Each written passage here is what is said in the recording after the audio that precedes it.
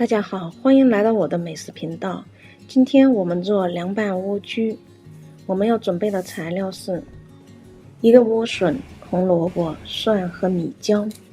莴笋削皮，然后切成同等大小的段，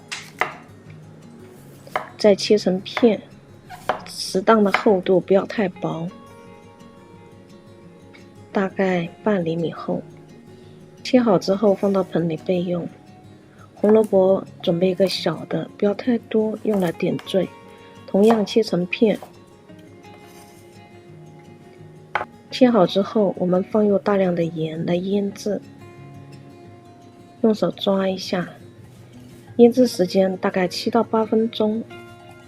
经过腌制，莴笋和红萝卜就会变软，盖上盖子，不要腌太久，太久了就会变咸。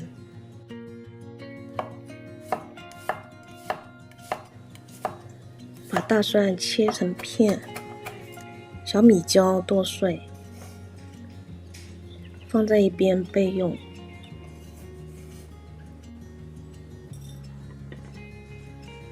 我们看一下，经过盐的腌制，莴笋已经变软。把莴笋里的水挤出来。夏天到了，凉拌菜非常受欢迎。凉拌莴苣是非常适合夏天吃的小凉菜，而且操作很简单，不用煮，也不用焯水，用盐腌一下，调一下味就可以吃了。再用凉白开过一下水，洗掉上面的盐分，试一下，脆脆的，非常爽口。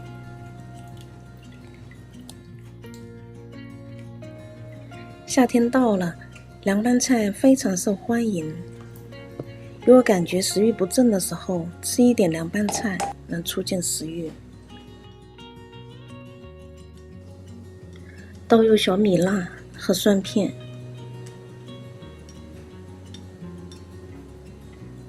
撒上花椒，也可以不放，再撒上一些芝麻。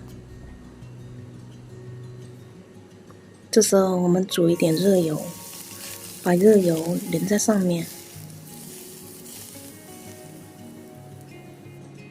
再放一勺酱油，一勺蚝油，搅拌一下，这道菜就做好了，非常的简单，清爽开胃，超级好吃。喜欢酸甜的，还可以自己再加点糖醋调整一下。如果您喜欢我的视频，请给我点个赞吧，在评论区写下您的看法，订阅我看更多的美食视频，分享转发给您的朋友吧。